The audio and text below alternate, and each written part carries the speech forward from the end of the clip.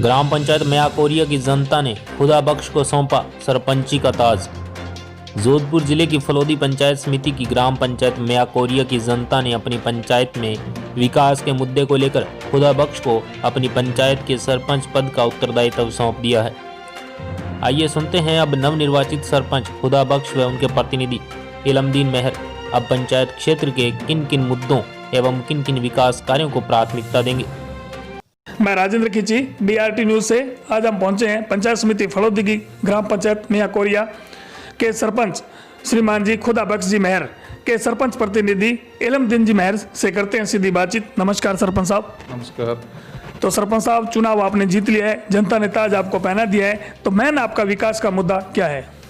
मेरा सबसे पहला मेन मुद्दा वहाँ था, मेरा रेजिडेंस ओपारडी है सब, और वहाँ जाके मैंने चुनाव लड़ा है। लोगों की समस्या थी सबसे ज़्यादा पानी और रोड की। लोगों को रास्ते नहीं है, कटान नहीं, आने जाने की सुविधा नहीं, और पानी तो बिल्कुल है ही नहीं। तालाब का पानी आता है तो साल भर पूरा नहीं चलता है। फिर लोग दूसरी जगह से हजार टैंकर के रुपए देके वो पेयजल की सुविधा करते थे। उन लोगों की यही मांग थी कि आप आओ, मेरी ये सुविधा करो। सबसे पहला मुद्दा मेरा पानी और बिजली का। तो वर्तमान में वहाँ की बिजली की स्थिति कैसी है साहब? बिजली की स्थिति बहुत दयनीय थी। मैं सरपंच बनने के बाद बिजली घर से राब्ता किया, लोगों की सुविधा करवाई है। कई लोगों ने डिमांड नोटिस भरे थे, उसके बावजूद भी लोगों ने वहाँ तक कनेक्शन नहीं जोड़ा। फिर हम लोग वहाँ जाके उन लोगों की सुविधा करवाई, और पानी के लिए मैंने 2 ट्यूबवेल अभी सेक्शन करवाई, ठीक है, और कई ट्यूबवेल ऐसी बंद पड़ी थी, उनको चालू भी करवाई। मतलब प्रयास रहते रहे हो आप हर काम के अंदर। तो सरपंच साहब, बात करते हैं ग्राम पंचायत स्तर पे म्याकोरिया में, तो ग्रेवल व सीसी रोडों का स्तर अभी वर्तमान में कैसा है? बिल्कुल कुछ है ही नहीं। सिर्फ एक रोड फलोदी से म्याकोरिया होके जैमला जाती है, वो डामरीकरण। इसके अलावा ढाणियों में जाने के लिए रास्ता बिल्कुल कोई सीसी और दूसरा कोई रास्ता है नहीं। बड़े बड़े खड्डे पड़े, उनको सुधारने के लिए मेरी सबसे पहले यही रहेगा कि हर ढाणी मार्ग हो, सीसी रोड हो। यही मेरा मेन मुद्दा है। तो सरपंच साहब, बात करते हैं ग्राम पंचायत स्तर पे अपने सरकार की जितनी भी जन कल्याणकारी योजनाएं आती है, जैसे प्रधानमंत्री आवास योजना है, उज्ज्वला योजना है, जिसमें क्या कई गरीब परिवार वंचित रह जाते हैं, तो आप ग्राम पंचायत म्याकोरिया के सरपंच की कमान संभाली है आपने, तो इसके लिए आप क्या करेंगे? मैंने ग्राम पंचायत की कमान संभालने के तुरंत बाद भी आवास के लोगों के कुछ रुके हुए थे काम, ठीक है, उनका पहला पेमेंट भी हम लोगों ने दिलवाया।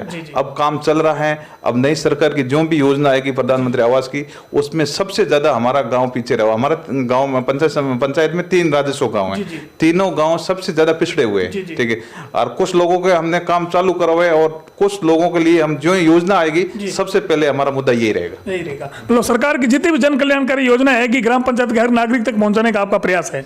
हाँ, सबसे पहले हर लोगों को लाभान्वित करवाना है, और वो लोग हम वहां से ओपारडी से उठा के हम लोगों को यहाँ तक लाया। तो सबसे पहले मेरा काम ये है कि हर गांव के ग्रामीणों को सुविधा मिले, जो भी सरकार की योजना है गांव तक पहुंचे। बहुत अच्छी बात बताई सरपंच साहब। सरपंच साहब, बात करते हैं ग्राम पंचायत स्तर पर शिक्षा की। अभी वर्तमान में वहाँ का शिक्षा स्तर कैसा है? बालिका शिक्षा स्तर कैसा है? शिक्षा स्तर का देखे तो हमारा पूरा एरिया सबसे पीछे है। आज ग्राम पंचायत में 3 राजस्व गांव में 5 तक स्कूल है, प्राथमिक विद्यालय, और वहाँ कोई आने जाने की सुविधा नहीं है। खंडर हो चुकी है, मास्टर आते हैं वापस अपना टाइम पास कर चलते हैं, ना लोगों में जागरूकता है, ना बच्चे पढ़ाने के। सबसे पहले और यही लोगों के काम के साथ साथ लोगों की शिक्षा हो, बच्चे पढ़े। बालिका का मेरा प्रयत्न है कि बालिका स्कूल में भी बनाऊंगा।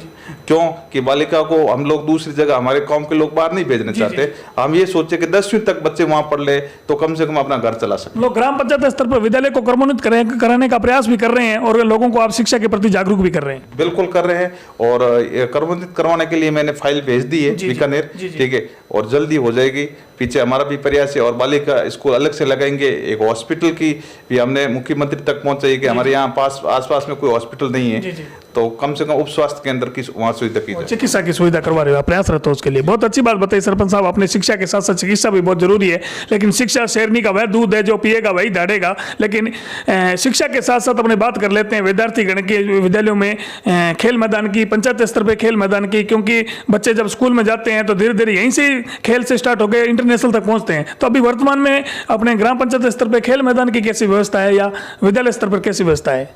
मेरे वहाँ खेल मैदान नहीं है। खेल मैदान बनाने के लिए क्या समस्या हमारे पहले सबसे आई थी कि गौचरा है और कोई जमीन है नहीं, गौचरे के अंदर ये खेल मैदान नहीं बन सका। तो अब हम बाड़मेर गए थे तो राजस्व मंत्री से हमने बात की तो उसने बना कि हमने ऐसा नियम चालू कर दिया है जहाँ गौचरा है वहाँ हम जमीन अलॉटमेंट कर सकते हैं खेल मैदान के लिए। तो ये भी प्रयास हमारे साथ साथ रहे। खेल मैदान के लिए भी आप प्रयासरत हो, बहुत अच्छी बात बताई सरपंच साहब। सरपंच साहब बात करते हैं अपने आजकल की युवा पीढ़ी देश का भविष्य माना जाता है, भावी पीढ़ी है, लेकिन आजकल की युवा पीढ़ी क्या है थोड़ा नशे प्रवृत्ति की ओर ज्यादा अग्रसर हो रही है। तो आप ग्राम पंचायत के मियाकोर के सरपंच होने के नाते पंचायत वासियों को और युवाओं को नशे प्रवृत्ति पे क्या संदेश देना चाहेंगे? मेरा एक आपने अच्छा सवाल किया। मेरी ये जानकारी में था कि मैं इन सब गांवों को इकट्ठा करके युवाओं को तो यही सबसे पहले करेंगे, अपने गांव के अंदर कोई तरह का नशा नहीं हो, नशा मुक्त हमारा गांव हो, हमारी पंचायत नशा मुक्त हो। ये मेरा अभियान चलेगा और मैं अभियान चलाऊंगा। बहुत अच्छी बात बताई सरपंच साहब, इसके लिए भी आप ग्राम पंचायत वासियों को जागरूक कर रहे हैं। तो अपने बात करते हैं स्वच्छ भारत मिशन की, तो स्वच्छता पे पंचायत वासियों के लिए क्या संदेश है? स्वच्छ भारत मिशन का भी मैंने यही आह्वान करके रखा है। मेरे ग्राम पंचायत में 5 साल तक मैं प्रयत्न रहूंगा मेरे ग्रामवासी कोई भी सोच के लिए बाहर ना जाए।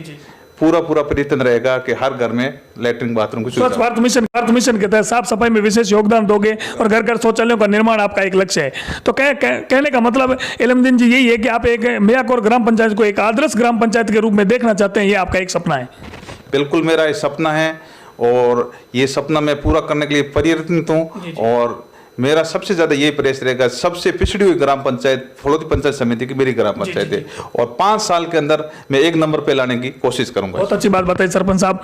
और सरपंच साहब बात करते हैं पंचायत स्तर पे कोविड-19 कोरोना महामारी है जो अपने पंचायत स्तर पे नहीं, पूरे राजस्थान में नहीं, पूरे भारत में नहीं, पूरे वर्ल्ड क्षेत्र में पैर पसार चुकी है। तो कोरोना पे पंचायत वासियों को आप क्या संदेश देना चाहेंगे?